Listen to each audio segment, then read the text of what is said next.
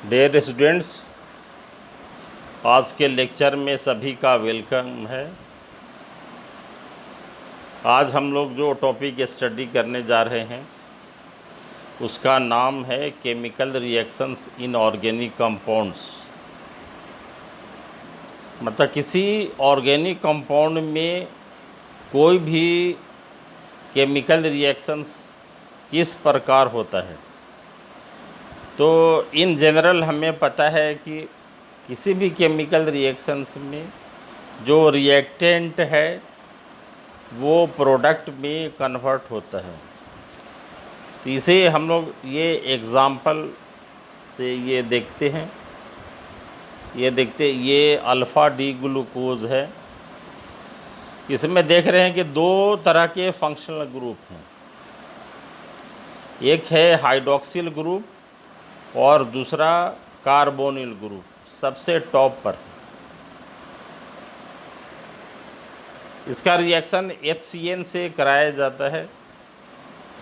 तो ये alpha D glucose cyanohydrin बनता है। तो ये देखते हैं कि ये जो कार्बोनिल ग्रुप है वो HCN इससे रिएक्शन करता है और फिर ये प्रोडक्ट हमें प्राप्त होता है। इसमें हाइड्रॉक्सिल ग्रुप भी प्रेजेंट है अल्फ़ा डी ग्लूकोज में, लेकिन HCN इससे रिएक्शंस नहीं करता है। तो इसका मतलब ये हुआ कि कोई भी जो केमिकल रिएक्शंस है वो किसी कंपाउंड के नेचर, उसके फंक्शनल ग्रुप, रिएजेंट कौन से हैं और ये एक पर्टिकुलर टेम्परेचर पर रिएक्शंस संपन्न होता है। इसके लिए हम लोग यहाँ पर ये डिफरेंट एग्जाम्पल्स ले रहे हैं रिएक्शंस का। ये पहले जो रिएक्शंस है मिथाइल क्लोराइड का है। KOH के प्रेजेंस में पोटेशियम हाइड्रोक्साइड एक्वस मीडियम में रिएक्शंस है ये, और इसमें जो प्रोडक्ट बनता है वो मिथाइल अल्कोहल बनता है। प्रोडक्ट क्या बनता है? Methyl alcohol. इसका मतलब ये Cl जो क्लोरो ग्रुप है उसके जगह पर OH ग्रुप आ जाता है, और OH माइनस यहाँ पर ये न्यूक्लियोफाइल है, इसलिए इस रिएक्शन को हम लोग न्यूक्लियोफिलिक सब्स्टिट्यूशन रिएक्शन कहते हैं। दूसरा जो एग्ज़ाम्पल लिया गया है वो इथाइल क्लोराइड और पोटेशियम हाइड्रोक्साइड का है, लेकिन यहाँ पर ये मीडियम चेंज कर दिया गया है, अल्कोहलिक मीडियम है। KOH अल्कोहलिक मीडियम है, तो यहाँ प्रोडक्ट जो बनता है वो इथिलीन बनता है। इसका मतलब ये रिएक्शन यहाँ एलिमिनेशन रिएक्शन है। अब देखते हैं ये जो मीडियम के बदलने से रिएक्शन बदल गया है। दूसरा रिएक्शन है इसमें नाइट्रेशन ऑफ बेंजीन। यहाँ पर ये देख रहे हैं कि ये बेंजीन है, ये एरोमेटिक कंपाउंड है। इसका reaction concentrated sulphuric acid, concentrated nitric acid और एक particular temperature about 55 degree C पर कराया जाता है। तो ये नाइट्रोबेंजीन बनता है। तो ये देख रहे हैं कि ये जो बेंजीन है ये एरोमेटिक कंपाउंड है।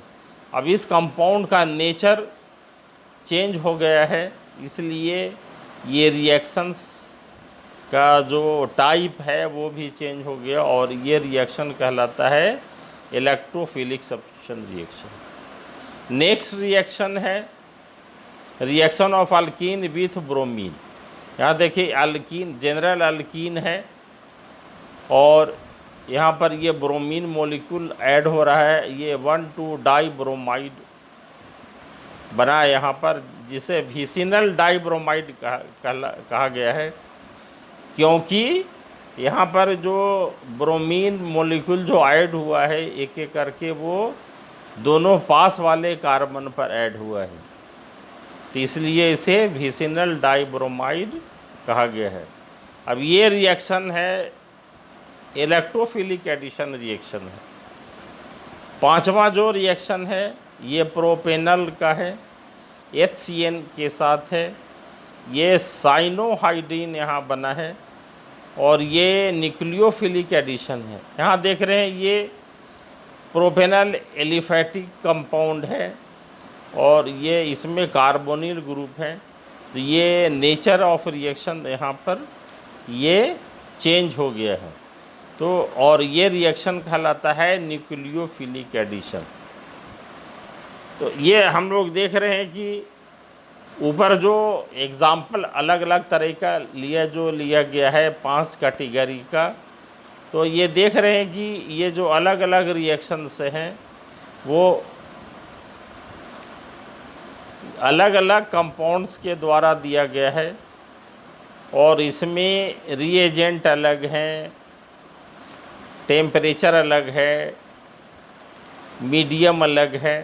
तो हम लोग ये कंक्लूज़न निकाल सकते हैं कि जो कोई भी केमिकल रिएक्शंस होता है वो कुछ फैक्टर्स है जिसके ऊपर ये डिपेंड करता है। तो ये हमने इसको ये समराइज़ किया है कि पहला जो फैक्टर होगा वो नेचर ऑफ ऑर्गेनिक कंपाउंड होगा एंड फंक्शनल ग्रुप होगा। जैसे पहला रिएक्शन हम लोगों ने मिथाइल क्लोराइड एक्वस KOH के साथ लिया है और वो मिथाइल अल्कोहल प्रोडक्ट वहाँ बना है।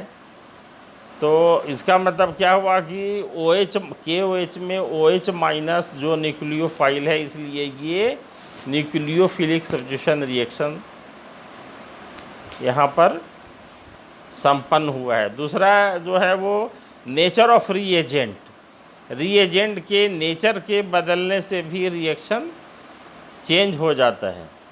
जैसे देख रहे हैं जो सेकंड रिएक्शन है इथाइल क्लोराइड और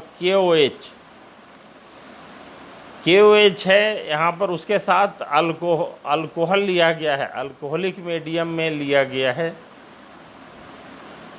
तो ये अल्कोहलिक मीडियम से निकल के ये क्या हुआ कि ये बेस बना देता है इथोऑक्साइड आयन, और इस तरह से ये जो नेचर ऑफ रिएक्शन है बदल गया है। वहाँ पर सब्स्टिट्यूशन के जगह पर ये एलिमिनेशन रिएक्शन हो गया है।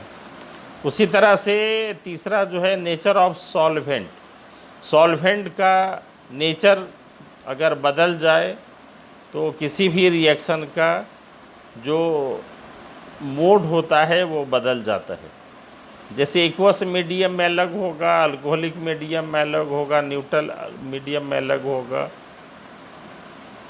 और चौथा फैक्टर है टेम्परेचर एंड प्रेशर।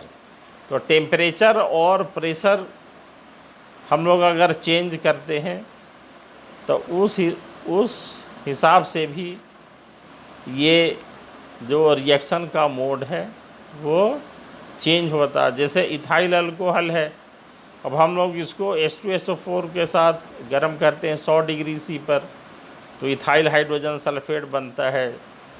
और टेम्परेचर बढ़ाते 140 से 150 करते हैं तो अल्कीन बन जाता है, ईथर बन जाता है। और ज़्यादा टेम्परेचर हम लोग देते हैं तो अल्कीन बन जाता है। तो ये देख रहे हैं कि ये किसी भी केमिकल रिएक्शंस में कुछ फैक्टर्स काम करते हैं।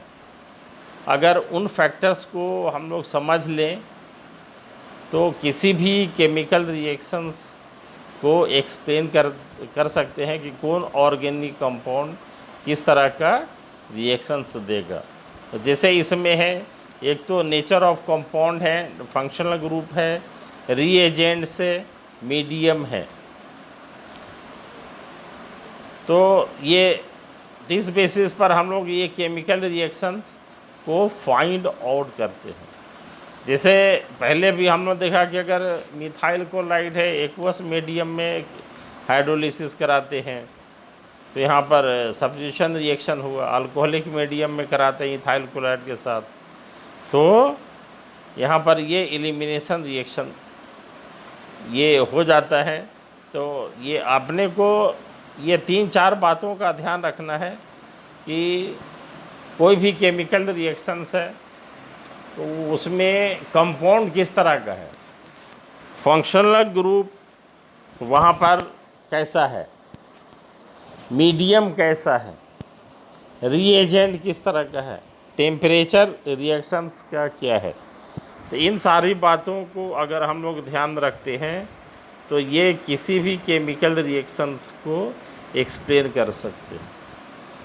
आप देखते हैं कि ये इन जनरल ये किसी भी केमिकल रिएक्शन को हम लोग ये क्लासिफाई कर सकते हैं, जिसे हम लोगों ने नाम दिया है क्लासिफिकेशन ऑफ और केमिकल रिएक्शन।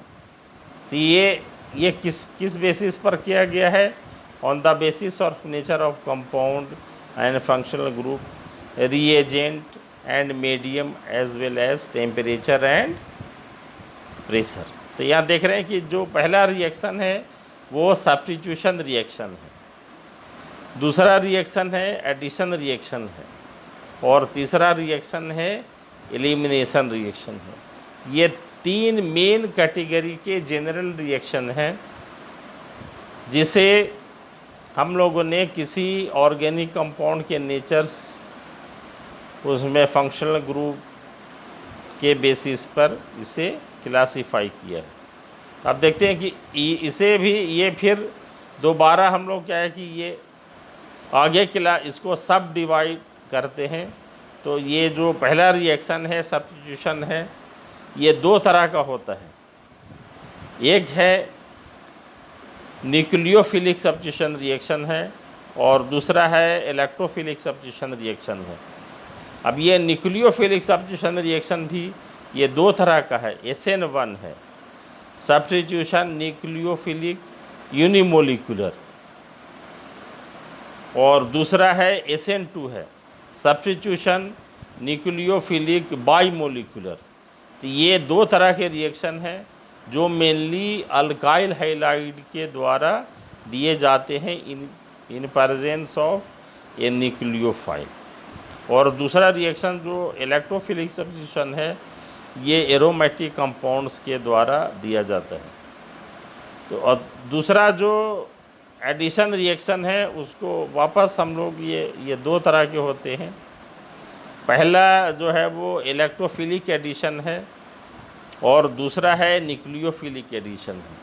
अभी ऊपर हम लोगों ने देखा इलेक्ट्रोफिलिक एडिशन ये अल्कीन और अल्काइन के द्वारा दिया जाता है। इसका मतलब ये यहाँ जो फंक्शनल ग्रुप होगा या तो डबल बॉन्ड होगा या ट्रिपल बॉन्ड होगा। जैसे जनरल अल्कीन हम लोग लिया है ब्रोमीन का रिएक्शन, वो इलेक्ट्रोफिलिक एडिशन है।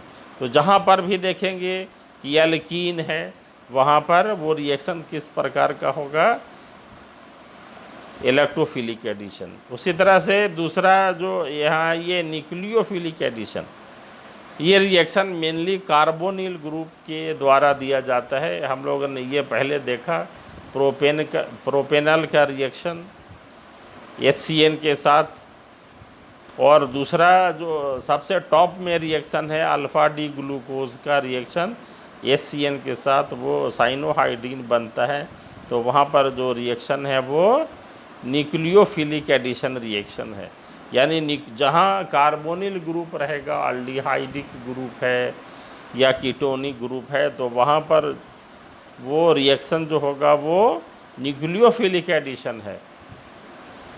फिर थर्ड जो क्लासिफिकेशन एलिमिनेशन रिएक्शन का, ये भी 2 तरह के होते हैं।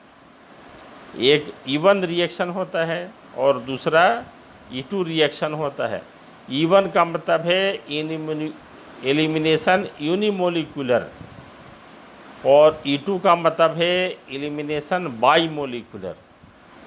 तो इस तरह से ये हम लोग ये सब डिवाइड किया है। और कुछ और भी जो जनरल ये रिएक्शन है, एक रीअरेंजमेंट है और दूसरा जो रिएक्शन है वो पॉलीमराइजेशन है। तो इस तरह से ये डिफरेंट टाइप्स के रिएक्शंस हैं। फिर हम इसको रिपीट कर देते हैं कि एक सब्स्टिट्यूशन है, दूसरा एडिशन है और तीसरा एलिमिनेशन है। फिर उसके सब डिवीज़न है और ये जो अदर टाइप्स ऑफ रिएक्शन है ये रीअरेंजमेंट है ये, और दूसरा है ये पॉलीमराइजेशन। तो ये इन सभी जो ये 3 रिएक्शन है, जो सब्स्टिट्यूशन रिएक्शन है, एडिशन रिएक्शन है और एलिमिनेशन रिएक्शन है, कोई भी कंपाउंड ये तीनों में किस तरह का रिएक्शन देगा, उस कंपाउंड के नेचर को, उसमें प्रेजेंट फंक्शनल ग्रुप को, और वो जो रिएजेंट है उसको, मीडियम को पहचान लेते हैं, तब हम लोग ये डिसाइड कर लेंगे कि कोई भी कंपाउंड किस तरह का रिएक्शन देगा। जैसे एलिफेटिक अल्काइल हैलाइड है तो ये न्यूक्लियोफिलिक सब्स्टिट्यूशन दे सकता है या एलिमिनेशन रिएक्शन भी दे सकता है, depending upon the nature of reagent. Aromatic compound है तो ये मोस्टली इलेक्ट्रोफिलिक सब्स्टिट्यूशन रिएक्शन देगा। तो ये इस तरह से हम लोग देखा, ये general brief of the chemical reactions given by organic compounds. और इसे पर हम लोग ये अगली क्लास में ये रिएक्शन मैकेनिज़्म डिस्कस करेंगे कि ये इसका रिएक्शन मैकेनिज़्म किस तरह का होगा और रिएक्शन मैकेनिज़्म कितने तरह के होते हैं। Thank you very much.